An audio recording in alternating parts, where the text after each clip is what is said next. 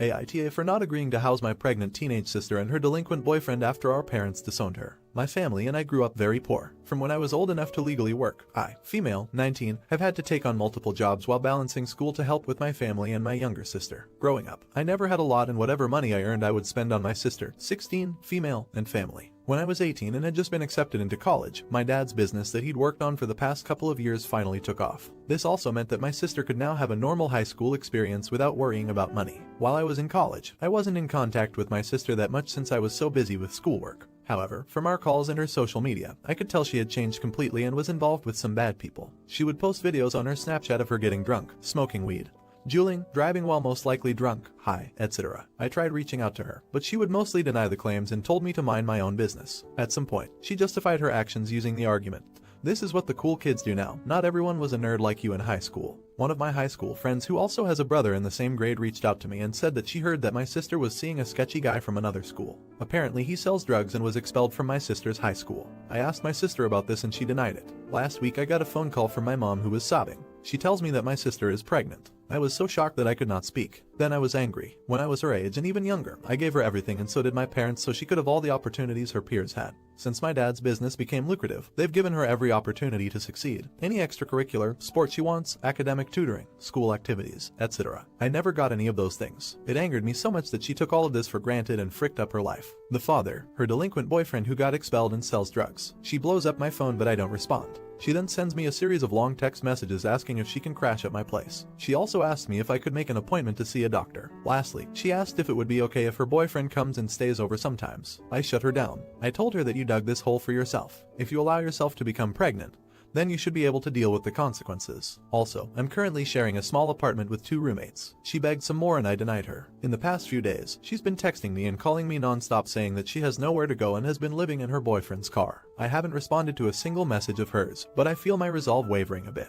I fully don't support her, but maybe I'm being an idiot. Edit. To clarify, I would still never house her in my apartment. That would be extremely disrespectful towards my roommates and would get me kicked out due to the lease agreement. I was considering giving in and sending her some money. Edit 2. My parents have disowned her, not kicked her out. They are refusing to acknowledge that she is their daughter, but she is still welcome to live in their house. She chose not to since my parents are absolutely fuming and probably will yell at her and criticize her, which she honestly needs. Update. It's been a little bit more than 2 weeks since my first post, and I guess it's safe to say now that the situation has been resolved in probably the best way possible. In my last post, I stated that my sister was still living in the car of her delinquent boyfriend who sells drugs and refusing to come home because my parents had disowned her. At this point, I would like to clarify that my family and I are Chinese, and it is common in Chinese culture to disown your kids when they do something that largely disappoints or embarrasses you. However, this is not a permanent disownment like many of you have brought up. As long as my sister apologizes sincerely and they can see that she is actively trying to fix her mistake and become better, they will take her back as their daughter. Another clarification would be for those people who assumed that my dad kept us poor since he was stubborn and wanted to work on his business and not get a real job.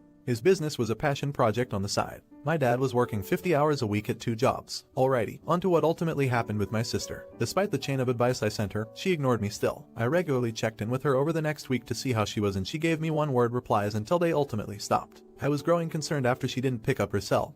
But then I received a call from my parents. According to my mom, my sister had returned home crying and begging for forgiveness. She had a serious talk with my parents where she apologized for her behavior and promised to make amends. My mom was very tearful as well. They scheduled a doctor's appointment for her immediately, and I believe she went in the next day. I had no idea what made her finally break and return home, so I texted her. First, I told her I was proud of her for taking action and being mature, and asked if anything happened between her and her boyfriend. At first she was pretty stubborn and kept insisting that she was just over living in a car, but after a while she finally admitted that her boyfriend had requested that she start selling for him if she wanted to keep living in his car and eating his food that he was sneaking her. LMAO, what a freaking idiot. Glad my sister finally returned to her senses. She told me she broke it off with him, and I sincerely hope that's the truth. This past Monday, she got the pills to successfully terminate her pregnancy. According to my mom, she was begging that they do it ASAP, which was really a breath of relief for all of us because we were worried she might want to keep it. The future seems pretty bright right now for her. My parents decided to pull her out of the public school and send her to a progressive private school that some of my close friends also went to. It's a fantastic school,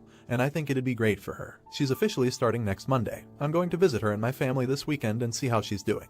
TLDR, Sis returned home safely and apologized to parents. Delinquent BF was forcing her to sell drugs for him in repayment for the hospitality that he has provided her in the form of the backseat of his car in McDonald's. Sis terminated the pregnancy and will be attending a new school next week. Edit. Forgot to add that the new school also has a wonderful counseling department. I urged my parents to speak to the head psychologist there, and they did, and she will be having mandatory weekly meetings with her and another therapist at the school. Not the idiot. While I'm glad she's home and the worst has been avoided, I really wonder if the underlying issues will be addressed. The whole family dynamic does not sound healthy, traditional or not. And in addition, your sister has gone through a lot, from being disowned, all that poop with her boyfriend, and now the abortion. Please check up on her regularly to make sure she's coping alright, and I would very strongly suggest getting her a therapist or at least a school counselor to talk to. Ideally family therapy too, but I don't know if your parents would be open for that at all. At the end of the day, she is only 16 and all of this went past typical teenage rebellion. If the underlying causes are not addressed, it won't matter that she changed schools, the problems will still be there. Also, an abortion can be very traumatizing and just confusing with all the emotions involved, even when the woman wants it and has planned it well. Your sister didn't have much of a choice, no good choices anyway, and she is still very young. She really needs an adult who she can trust to talk to about all of her feelings and issues without judgment.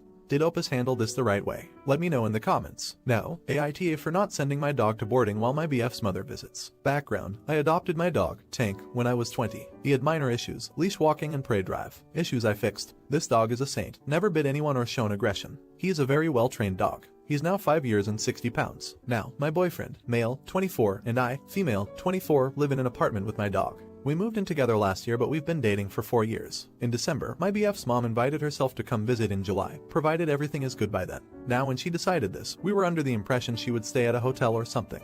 We live in a very small 2-bedroom apartment, but we use the second room as a shared office space. But whatever, we'll deal. We can throw in a bed and move the room around. But 3 weeks ago, she was talking to my BF saying she would be staying for 2 weeks because she wanted to sightsee. We live in a city, and because she really wanted to be with us. I could tell he was happy about this because he misses her and he doesn't get to see her a lot because we live far away from her. I wasn't going to argue with it, I know it makes him happy. But then she called again last week, and she told my BF she wouldn't feel comfortable if Tank was in the apartment with her because he's big and you can't trust dogs like that. She said she didn't feel comfortable with his size or breed. She said that he could be unpredictable because I got him at a yearish age and don't know about his past. She asked my BF if he would have my dog boarded the whole time while she was here. He brought it up 3 days ago and I immediately said no. He asked me if I would think about it and I said no again. Now he's angry with me. I'm fine with her staying with us. Fine with her staying for 2 weeks. Fine with having to move our office around and buy a bed to accommodate her. I'm fine with her staying here by herself while we're at work. I'm fine with all of that. But I drew the line at leaving the Tank at a boarding facility for 2 weeks straight. I've never done something like that with him. I don't want to risk anything. I even looked into it, just at the pricing, and it's too expensive. This is his home. He deserves to stay here. I've never had a problem with her before, but this is ridiculous. She's never met Tank in person before, but she gets a lot of pictures and videos of him. And when we video chat with her, sometimes he joins in. She's never said anything about her concerns before. I feel like she's judging him before she even meets him. He isn't a bad dog, but she doesn't want him at the apartment while he's there at all. Am I the idiot because I won't board Tank while she visits? Update. After a week of angry silence, waiting for each other to bring this up, I bypassed my BF and went to his mom. I reached out, talked about her feelings for Tank. It started out pleasant. Then I told her that BF said she wanted my dog boarded. I asked why she didn't feel comfortable with Tank. Direct quote. You don't know what his past is. He's big and unpredictable and I don't want to be staying with that. It would be different if you knew, but you don't. I just don't feel comfortable sharing a space with a dog that may attack me for going pee in the middle of the night or grabbing a cup of water. I was angry and didn't want to scream and make her upset, so I very politely said if you don't feel comfortable living with Tank for 2 weeks, even though your own son has been since August, you can stay in a hotel when you visit. And I hung up on her. The F got home a few hours later and was angry because I talked to her, made her upset and hung up on her. Now she thinks I hate her. He said I wasn't being fair to her. I asked why he wanted me to board the Tank so badly. BF knows he wouldn't attack her or do anything aggressive towards her. And all he had to say was boiled down to can't you just do it to make this whole thing easier. He's a dog. We argued. At some point, in circles. How Tank is a dog. He doesn't get rights in the apartment. And things got worse when I asked what would happen in the future if we were still together and she decided to visit when we were living in a house. He said that would be different because we could put him in another room, or something.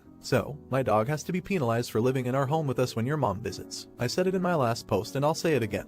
When I adopted Tank, I took on the responsibility of taking care of him, making him my first priority, treating him with respect as he is a living creature. I see him as I would a child. I do the same things for him as someone does for a child. He is family, 4 paws or not. I made a clear choice that night. While his mother may still be visiting whenever it is safe to do so, it won't be in this apartment. We came to the truth. This and other things we talked about are big and can't be ignored. We realized we don't want the same things, and that's not something you can compromise on. So this all started with my what I thought would eventually be my future mother-in-law wanting me to board my dog, and ended up with me and BF mutually breaking up after 4 years of dating. We understand in the long run, it wouldn't have worked out. Thank you Reddit for making me realize we needed to have this conversation. It was important, and I'm glad it was done now and not later on down the road. Not the idiot. You're doing yourself a huge favor. If his go-to move is caving to her outrageous demands because it's easier, that's not changing anytime soon.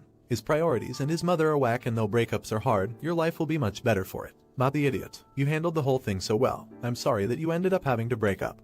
But I'm so glad that you stuck up for yourself and didn't mistreat your dog just to please someone. You sound like a wonderful person and a great dog parent. Does she love her dog too much? Let me know in the comments. Now, AITA for not wanting to share a room with stepbrother anymore after he came out. My dad got married over a year ago. His wife moved in with her son who's the same age as me, 16. It's a 2-bedroom house, so Steven moved into my room too. It didn't bother me before because I was mostly with my mom and my dad only on weekends. My mom got called out of state for work and she's not gonna be back for months, so I'm now with him full time. I've met Steven a few times, but now being here all the time I notice weird stuff. There's a bathroom in my room and he literally gets out naked every single time, even when I was already in the room before he went in. I always tell him what the fuck and he says sorry but always does it. Now I just leave the room when he showers. When I play video games, he'll come sit right next to me and we're pressed right against each other. There's more space on the couch, so it bothers me that he does that. Other times he'll be talking to me and put his hand right on my lap and not move it. I don't know if it's weird for me because I don't like being touched, but he's always super touchy with me no matter how many times I tell him I hate it. What's made it really uncomfortable is when I change or something in the room. He straight up watches me and it creeps me out, so now I go do that in the bathroom too. It's always weird when he's around and I just don't like it.